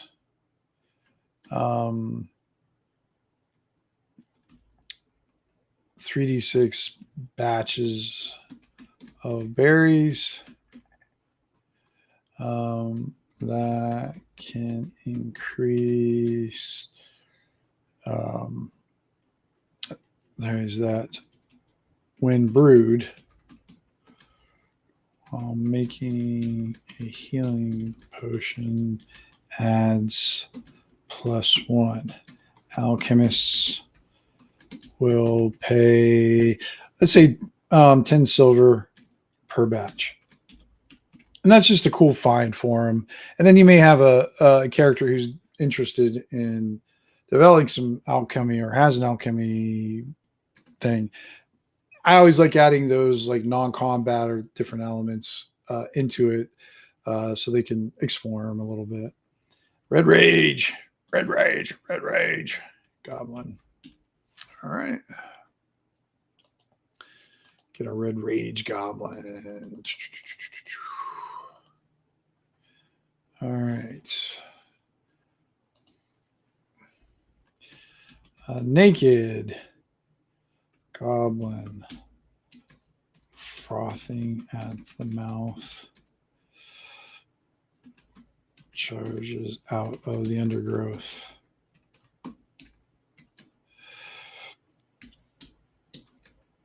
hands and mouth are stained with blood.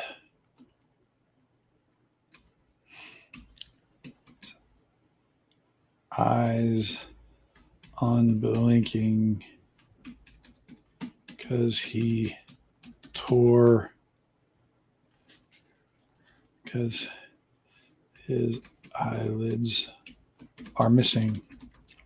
So he basically got this goblin who ripped off his own eyelids, and then charging him and everything. And then we'll add a little element to it, because this is not, probably going to be a common occurrence that people will know.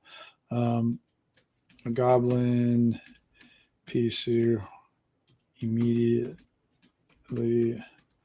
identifies a goblin having the red rage.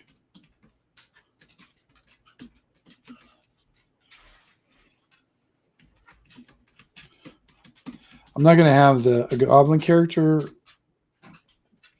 identify, because they're going to know, because it's just the thing that they're kind of terrified of. And go from there.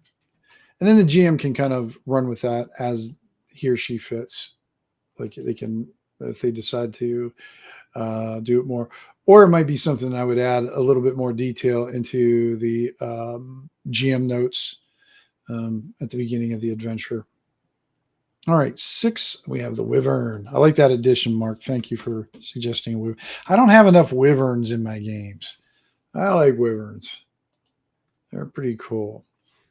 Let me do a quick check on that. Distress. Thank you, Mark. That was the word. Paul, distress. That's what it was. I always like the distress-looking shirts and everything. But yeah, if you guys do, was it, what did I just say? Sticker Mule, I think it is, Flint or Paul, that you have them on, and they're fun. They're going to be some fun t-shirts. I'm sure here, I think I'm supposed to get mine. I don't know. I don't know if it's going to be next week or the following week, but you'll be seeing me wearing it. It'll probably be a small. It's funny. Paul will have one. Vance will probably have one. I'm sure Ken might get one too, and we'll all be sitting around the table wearing the same damn shirt or similar shirts. Yeah, Wyverns are a fun, a nice little, nasty little critter. They're not as overwhelming sometimes as dragons can be, but they're that savage kind of. They're animal. They're just this, you don't know what they're going to do. I was just seeing a Wyvern. They do have them in Shadow Dart. Dragon cousins with a large tail stinger, molded lizard skin, mottled lizard skin, and leathery wings. So 15 AC. It's considered an level 8 one. Woo! That's a big one. DC 15 poison. DC 15 con or take 2d10 damage. Damn. So it's nasty. I do like it though.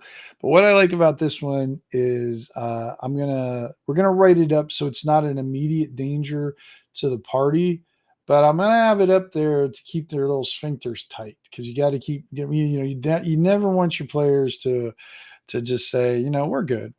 If your players just relax and say they're good, then you must be playing 5e. I don't know. I do, but I don't. So let's since for whatever reason, as soon as I see the mottled lizard skin, one of the first things I think of, the party comes across a pile of skin.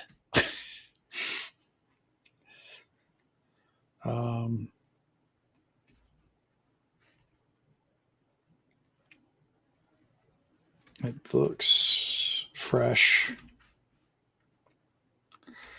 but the shape is. So I imagine like this wyvern just molted and left its skin there, and have that.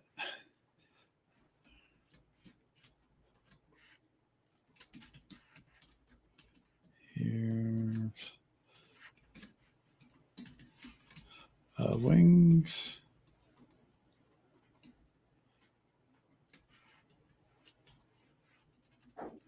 Flapping of wing. So let's do the roll again too. Say roll. Then we're going to use a D6 this time to give it a little bit more. Roll a D6. And on a 1. And I remember that was like 112, the encounters.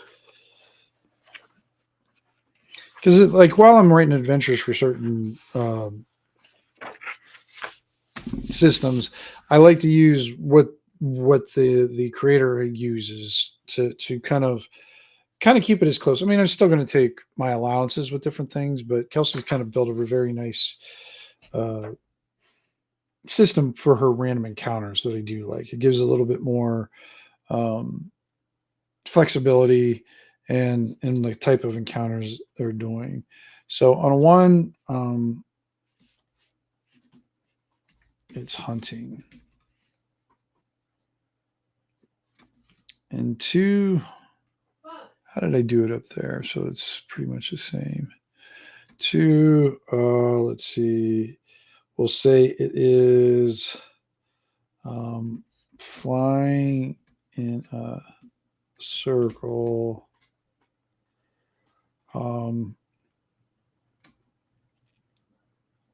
above where the tomb is located. Haha. So I'll put it right above there. 3. We'll feature the deer again. It swoops into the trees and comes out with a deer in its claws. And then let's say, let's just do D4 again. I don't want to make 6 there. 4. 4. Let's see. It is nesting in a tree. That'd be kind of short your shorts, whatever, because you look up in the tree and you see this kind of large lizard up there sleeping away. All right. Doom party. Yeah, it will be a Doom party. It'll probably be my Monday night t-shirt there, Flint. Not that I have days of the week t-shirts, but when we're on when we're going to be playing, and that, yeah, it might be my on-air t-shirt for that. So that's a little funny. And what I'll do just to kind of separate these a little bit, we'll bold the numbers too, so that way whoever's using this can pick these out, and I'll do that for the wolves also. Like I said, we'll add the I'll add the stat blocks in a little bit later. So now we've got the random encounter set. God, what am I at? I'm almost at 2 hours, guys. So, and I haven't even got to the adventure site yet. But at least what we have up there is we've got a place that you're going to, where you're going and whatnot. Will I add a map for this? If I do, it'll just be a quick, what I call a map stamp.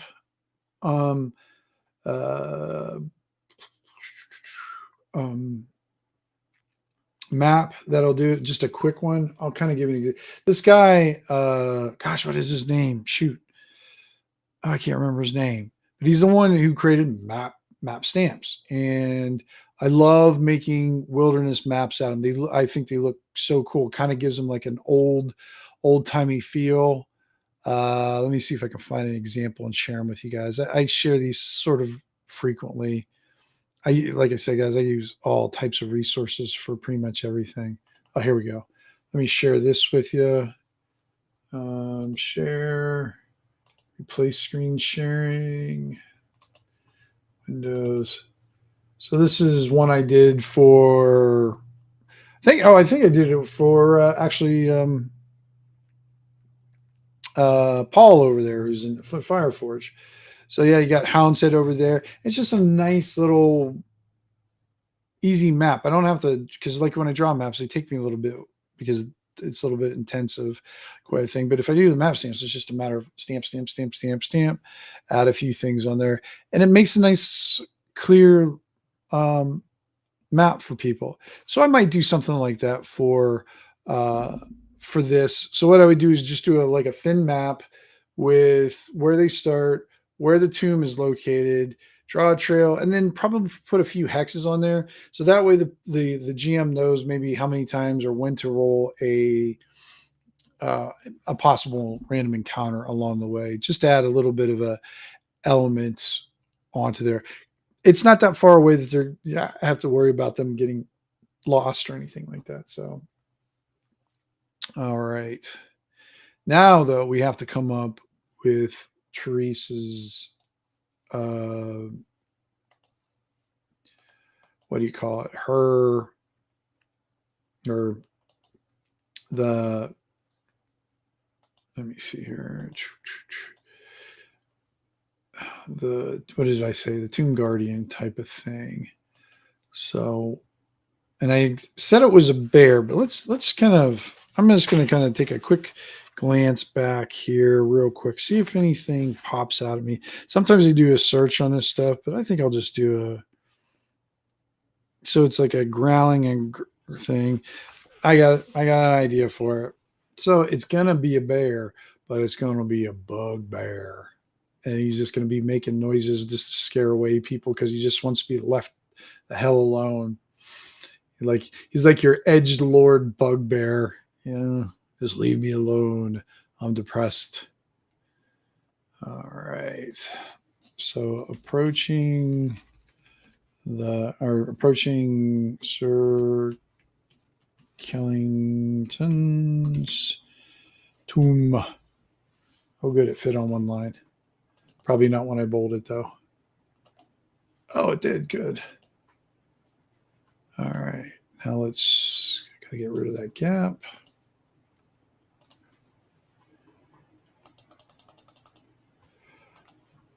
All right.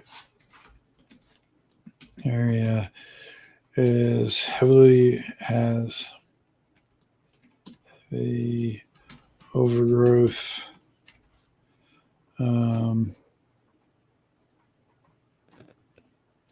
The top section of the, well, gonna make it, forgot, what are those arch of vaulted, I think, the vaulted roof.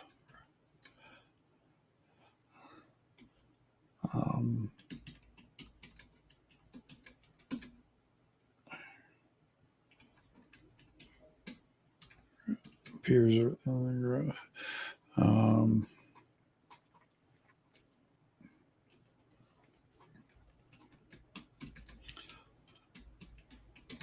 signs of tracks in around the area. A dense section of the trees. Party hears grunting and growling. Okay, there we go. And then the party approaches the tomb. The hiding. Put the bugbear in the tree. Shoots the lead with his bow.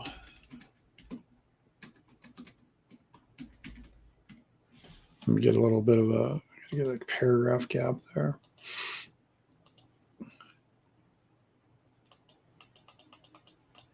There we go. Let's see, we got a nice detail. Party succeeds.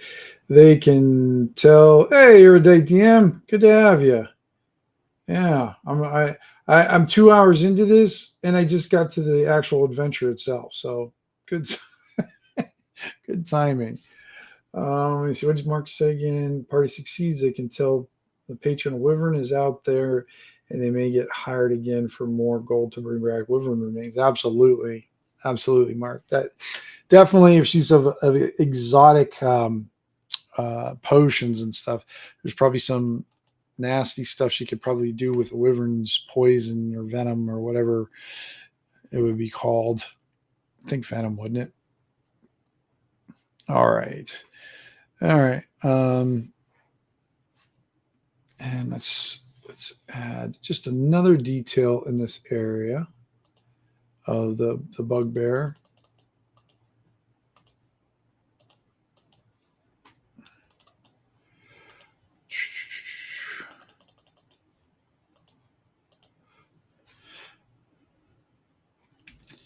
Bugbear doesn't want to fight. Looks like the party is determined to enter. It runs away. If trapped, it fights.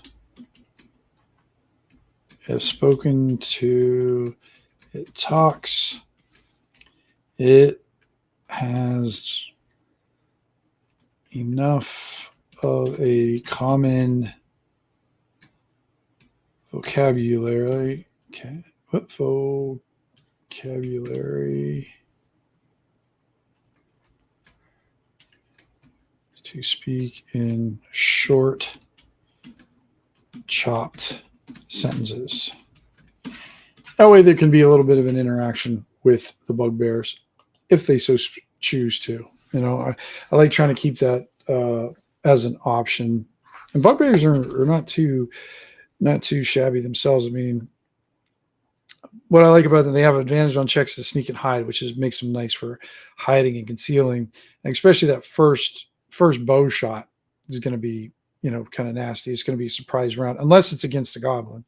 And then, of course, they're never surprised. But the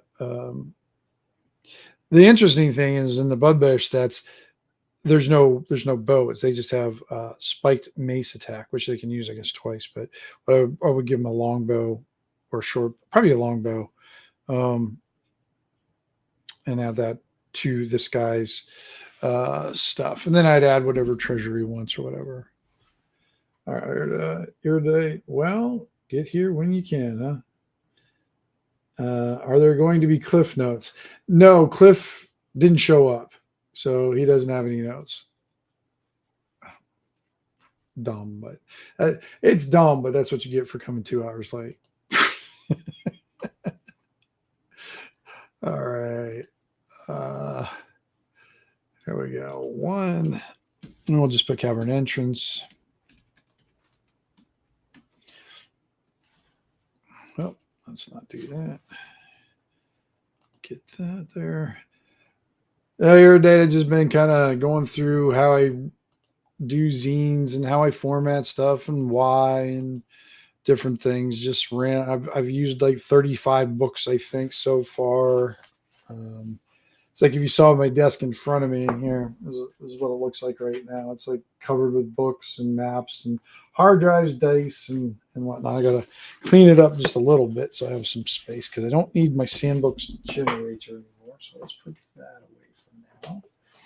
I don't think I'll keep the Shadow Dark one out, but I don't need this one anymore.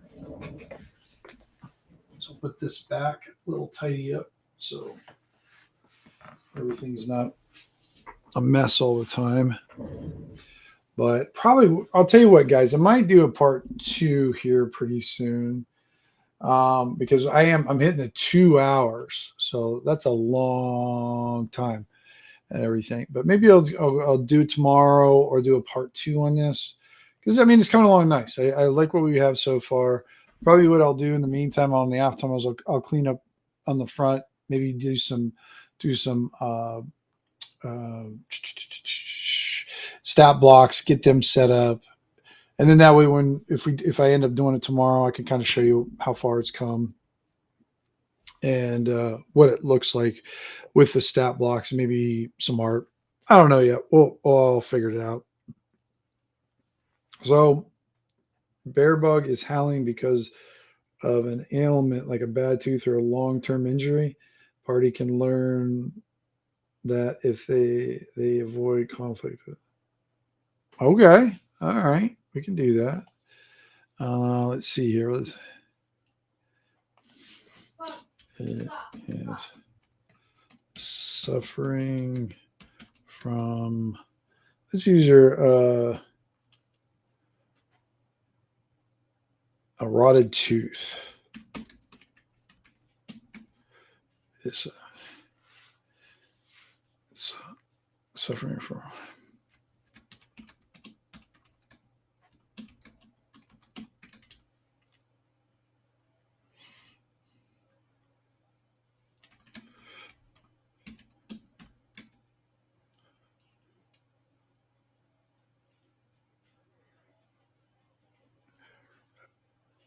Let's see here. So, is suffering from a rotted tooth if the party assists the bugbear.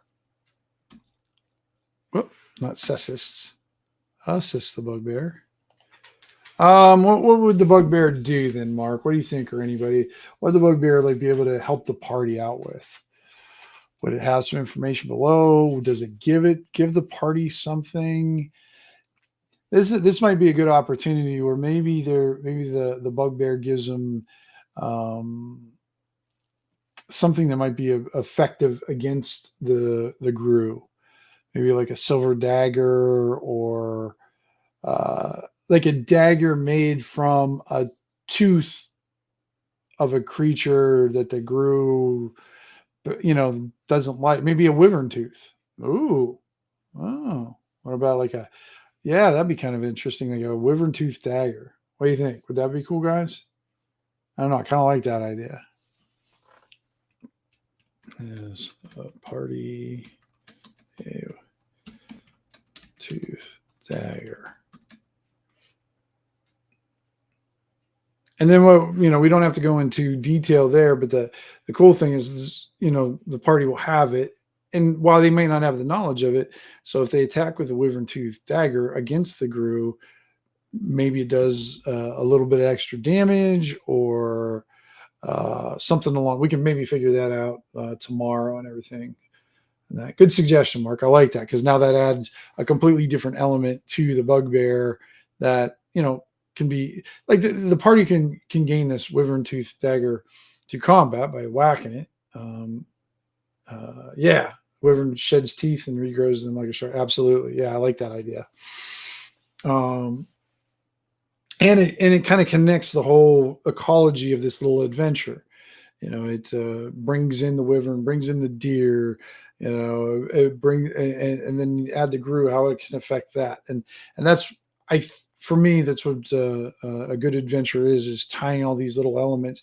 The thing is the party may never, because if the bugbear runs away, they may never have a chance to get the wyvern dagger tooth. So it's an element that they could possibly explore. It's not necessary, but it's definitely an option. And I like those kind of things in the adventure where I don't want to use the term railroaded into the party, but they don't have to have it's not a bottleneck. So if they don't get this thing, it's not like they can't handle the grue, but it would probably help them deal with it. So yeah. Oh, great. I appreciate that, Mark. Thank you. I'm glad you like these. I don't do them very often, but I do like doing them. I like sitting down, but I just sometimes, I don't know, going on camera. That's why on Tankar's, he does his random party chat. I hit about one every 3 or 4 times, just because my day job just sort of drains me, and I just don't have enough energy to do this. But it happened to be a Saturday, and Joe and Paul have been doing their lives and have been really enjoying their lives when I can catch them.